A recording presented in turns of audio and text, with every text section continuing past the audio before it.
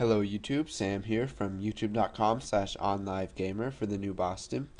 And in this tutorial, we're going to be taking a look at stacks. Now, stacks are a collection just like queues or array lists, but stacks are a little bit different than queues. If you remember from the previous tutorial, queues use what is called FIFO, or first in, first out, such as a line of people at a ticket booth, and the first person to be in the line is going to get their stuff first, and they're going to be out first. Now, a stack is the opposite of that. A stack is a collection that uses LIFO, or so LIFO, which means last in, first out. So an example of this would be, let's say you're counting cards, or you set one down and then you set the next one on top of it and you start stacking them on top of each other. Well, the last one you put down is going to be the first one that you can pick up. So let's go ahead and make a little demo of a stack.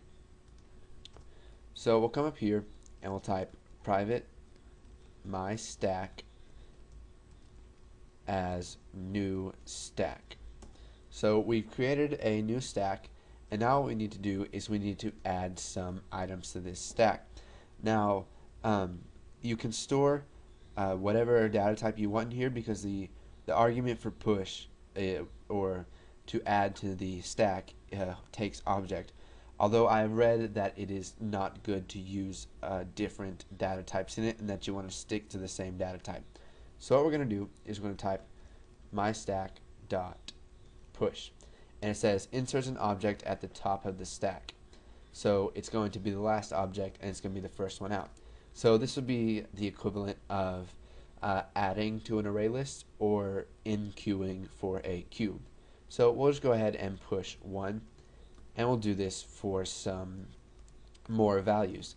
So myStack.push2 will push 3, and we will just push 4 after this.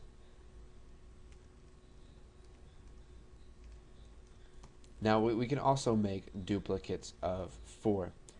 You do not have to go in a certain numerical order.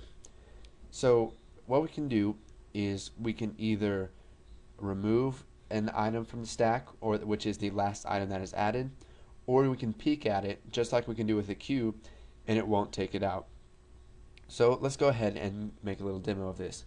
So we'll type message box, and then we will do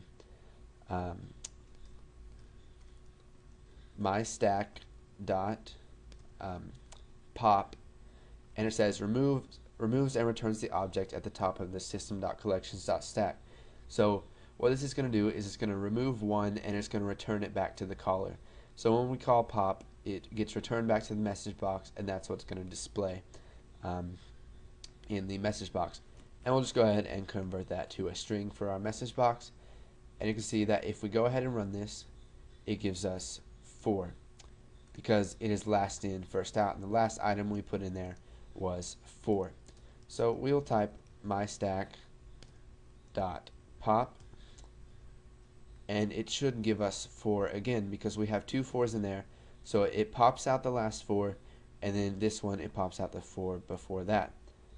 Now if we do that one more time, it will give us the value of 3. So you can see that it gives us 3 right there. Now we can also do peek. So if we type myStack.peek, it'll peek the last value in there. So we popped out 4, and we popped out 4 again. So what we have is 3. And then if we type message box myStack.pop.toString, it will remove 3 in there. So it's going to give us 3, and it's going to give us 3 again, because we never actually removed it, we just peeked at it. So go ahead and practice with some stacks and some queues as well. And just remember that stacks are LIFO, or last in, first out, and queues are first in, first out. So once you got a little practice with some of those collection types, then go ahead and move on to the next tutorial, and thanks for watching.